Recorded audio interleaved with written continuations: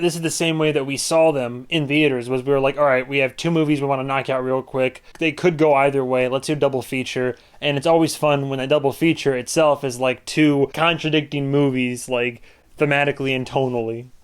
Here we go, Mama. Mark my words, this is gonna be the greatest chocolate shop the world has ever seen.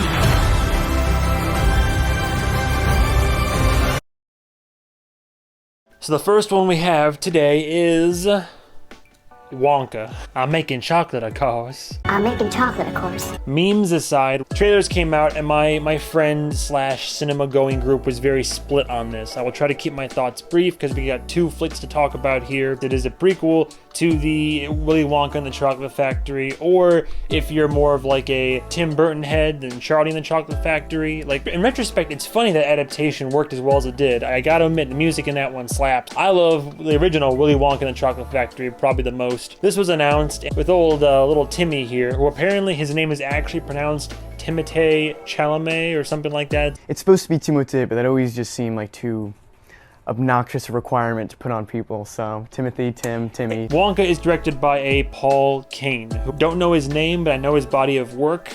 Just this last year, I sat down with some friends and we finally watched the first two Paddington films. This is the director of Paddington and Paddington 2. And super fun fact, I don't know if older, like younger kids know about like the Mighty Boosh or the Come on Greg or anything like that. I saw he directed a lot of episodes of the Mighty Boosh, and I was like, oh my god, did he do the old Greg episode? Yeah, he did. He directed the old Greg episode. Again, it's one of those like ensemble casts, but clearly top build, big boy, top name is Timothée Chalamet. I think the last time that I covered him, Bones and All, that might have been the last time that I covered him. Kayla Lane. She was low-key the secondary protagonist in this film, under Wonka's wing during a lot of this, and they helped each other out. And I mean, you have like the who's who of little side spot character actors. I mean, you have Olivia Colman popping up, you got Keegan-Michael Key popping up, you got, Hugh Grant, all. But Wonka. So the whole movie, as you know, is a prequel. It's before he gets his big chocolate factory. He's trying to set up shop in this like infamous chocolate hall candy, it's like series of candy stores, and he arrives in this place and it's just like not immediately going his way and there's going to be hardship. The trailers do not advertise Wonka as a musical, but Wonka, Color Purple, and that Mean Girls like soft remake, reboot or whatever, I think Hollywood thinks that we, like as the American people, like most of us don't like musicals. I know that they're not as well received by everybody these days, but it's getting to a point now where in the marketing, they're trying to lure people in and, you know, show that there's like whimsy to these films, but kind of burying the lead. Wonka might not be like ABBA or Mamma Mia or something like that, but this is a musical for sure, for better or for worse. I'm just gonna go by my notes here because, like I said, I'm clearing house. I'm trying to knock out all the year-end 2023 films that I've been falling behind on because I saw this a long time ago. More fun and charming than I thought it would be. I did actually have a decent time. I didn't love Wonka. I was trying to go in with an open mind. I was worried it was going to be trash, that I'd hate it, but you know what?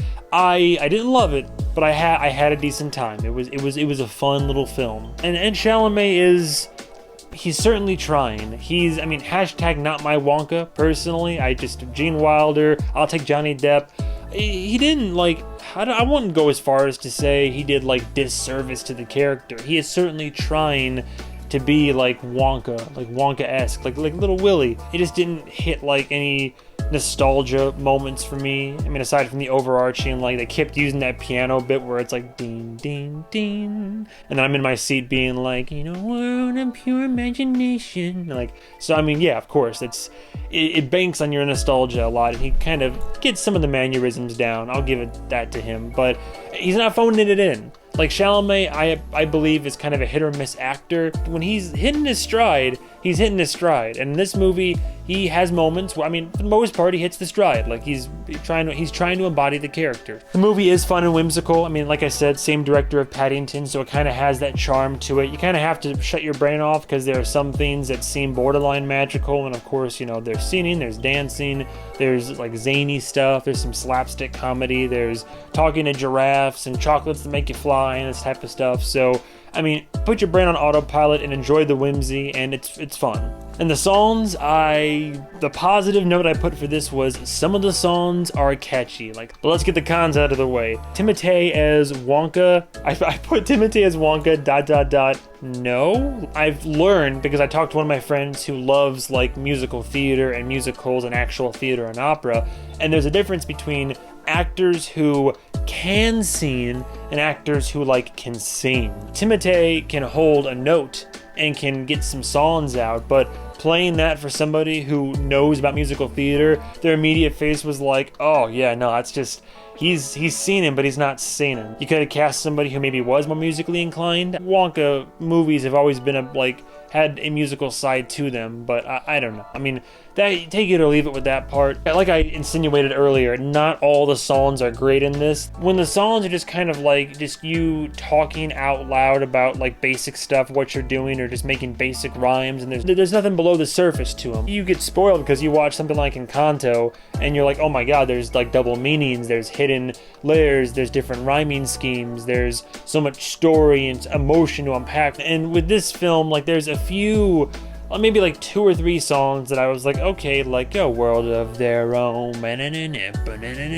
sure, maybe. Or the fun one where it's all the villain song, basically. A lot of the songs for me are just kind of here we are eating chocolate, and you and I will like it a lot, tick. I don't know, it's stuff like that. Performances are fun, but often feel inherently performative. That stems from a friend of mine that went with us, didn't like the film, and they thought the acting was not great, where it almost feels like you're watching Willy Wonka the musical on a stage play. So I'm having trouble putting it into words, but if that makes any sense, then take that. Big complaint for me, too much CGI, not enough practical effects. That's part of the magic of, I mean, granted, the Charlie and the Chocolate Factory had a lot of CGI, but also had a lot of practicality to balance it off. And the original Willy Wonka, almost entirely practical, and that's part of the magic of it, is the feel, the texture, the look, the licking the fucking wallpaper and all this. But this, I mean, even at the end when there's the montage and the factories being constructed and whatnot, it's all digital.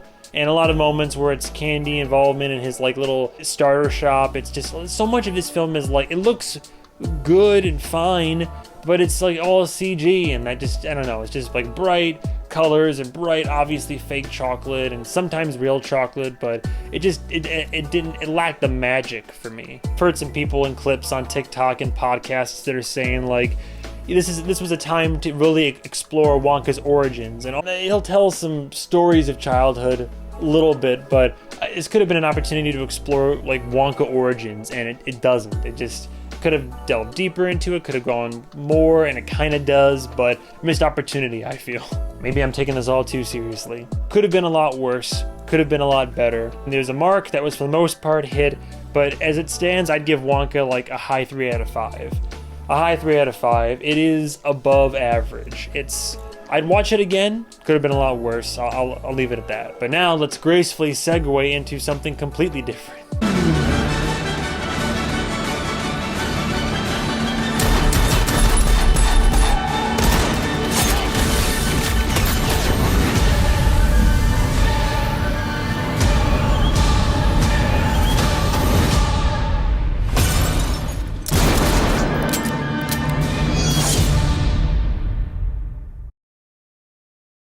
And now we have Silent Night. I feel like this one left the theaters almost too soon. I'm kind of surprised it didn't get more traction than I saw the movie, and I was like, okay, well, I kind of get why maybe it didn't have the longest run or wasn't received super duper well. Silent Night is the newest film by infamous director John Woo. Not to say that his films are bad, but his films definitely have a certain style to them. 2017 was the last time he did a film. Manhunt, I never watched it, but John Woo, if you're a cinephile, the name's stuck in your craw somehow. This man gave us, I think, in my opinion, his best film is Face Off, with Travolta and Cage back in the day. Face Off is great, but he also directed the worst Mission Impossible movie, which is Mission Impossible 2.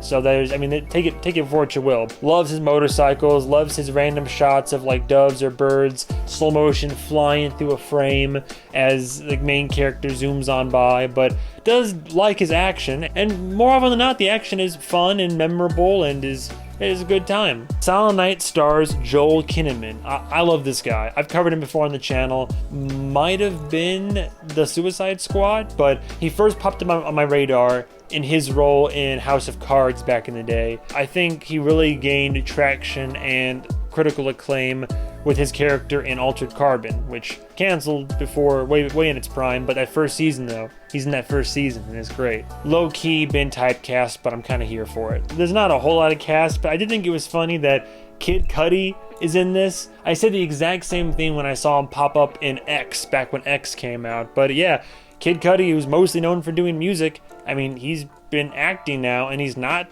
bad. Silent Night is your typical, what we, as a society now, what we have to refer to almost as a Wick-type film. It's your typical revenge plot. Joel Kinnaman's character celebrating Christmas in California with his wife and kid, and then local gang violence breaks out, like 2 cars chasing after each other. His little kid catches a stray. And then in a sudden attempt to try to get immediate justice, you know, he gets bodied, and he takes a round to the throat and doesn't kill him, but wakes up in the hospital, and the bullet went through like his vocal cords, right? So Silent Night.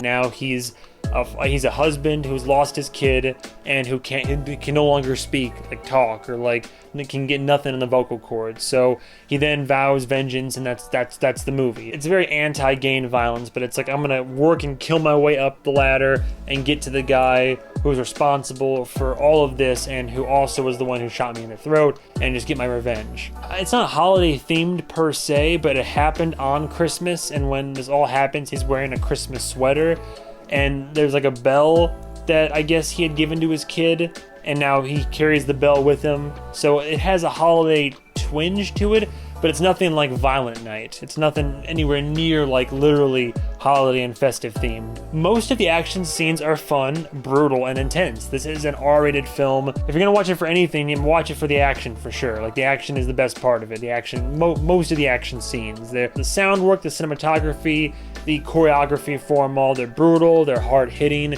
It's good action. Appropriate use of the R rating in terms of the violence. You know, people, you know, stabbed, shot, blown up, people getting beat up, and all the. It's a very violent film, so it makes appropriate use of its R in that sense. I'm already a fan of like Kinnaman's work. I think he's a great actor, and I already like seeing him in whatever role he's in. And I do think that he flexes his chops fairly well, considering the fact that unless I'm mistaken, he has literally one line of dialogue in this entire film, and the rest of it, he obviously can't talk. So it's all in the eyes, the face, the body, his mannerisms. And is it like a masterclass of acting? Perhaps not, but all things considered, I think he does a great job with this role. Like just a minimal to really honestly no dialogue, acting through his face and his body. He did a great job, I feel. Although they spend a little bit too much time on it, I will say that if you let yourself get invested, even just a little bit, you really do feel the loss of the kid. They spend a lot of time on it, but you really feel for the husband, the wife. You really feel for like the kid being gone and the impact that left on them and the family. Like you do, if you let yourself feel it, you'll feel it. But where it gets into the cons, the movie takes a while to get going after that first bit, because he has to recover from the hospital, and then there's like a whole training montage, but it's a very like deliberate and slow series of training montages, almost like too realistic, of him like trying his first pull-ups and push-ups and trying to figure out how like hand-to-hand works, CQC combat, and it almost takes like too long. But while I appreciate the attention to detail in terms of like how he gears himself up, and the movie showing us all of this and showing us his process, I think that it just like it overstates its welcome a little bit too much. So yeah, overall it just all ties into the movie's pacing, basically, where it could have been paced a bit better, like, because now unfortunately, although I say that it's maybe worth a viewing, there's other movies like John Wick or like similar revenge movies like that I'd almost would have to recommend more over this one, just because they're done better, they're more well paced. Look, I like John Woo overall for the most part, but I admit that as a director, he has a tendency to put style over substance more, and there's a lot of scenes in this film, I think especially towards the end. Zack Snyder is the same way in my opinion, where somebody gets an idea, Michael Bay too, sure, throw all these directors in there, but director gets an idea for a cool shot they want, or like, oh, wouldn't it look so cool if this happened, this visual happened, or was queued up, or this person did this, or we did this, and panned around, and then whoa, like, all these cool ideas, and then they're like, shit, I have to, like, how do we get there? Like, I have to make a movie and then write scenes that lead up to that scene that will somehow make sense. And I think that maybe these directors have that weakness, and I think Wu was kind of one of them. I don't know. There's some scenes that, like, I can tell that he wants to be stylistic about it, and that's fine, and they usually work, and it might look cool, but it also in contrast to the rest of the film, you're just like, okay, there's clearly a discrepancy here. Revenge movies back in the day used to be, and it's formulaic to an extent, but it worked, which was that something happened to a character, and the character goes on their quest for vengeance, and then by the end of it, whether they make it or not, they, like, get their revenge, and then boom, the movie, your journey's over. The hero turned maybe anti-hero, whoever, the journey's done. And then more recent modern media, like contemporary stuff, especially in the last several years, and even other movies that I reviewed them that come to mind that I've put on my channel, but the messaging nowadays that I see, and I do appreciate, and I like this a bit more, is like, is revenge really worth it? And it brings to question, like, you know, well, what does a revenge accomplish, and what kind of person would you become if you choose to go down that road of vengeance? I mean, hell, Blue Eye Samurai recently tackled that too, just the concept of it, basically.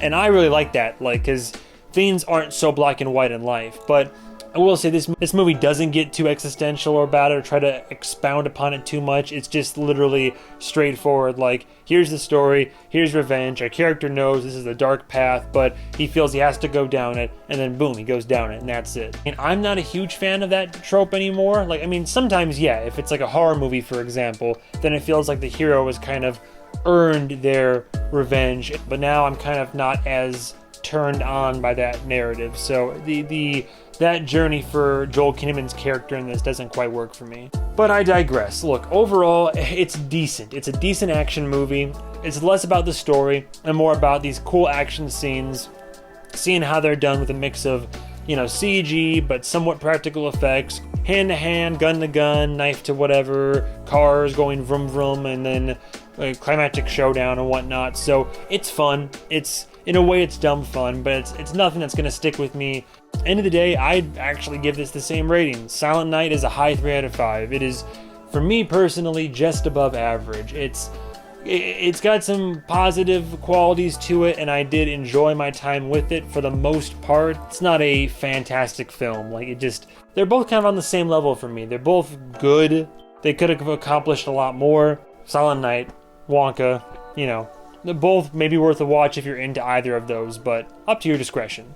But thank you guys and gals so much for watching, and stay tuned for the next episode, whatever movies I review. Thank you, have a good night, and goodbye, travelers.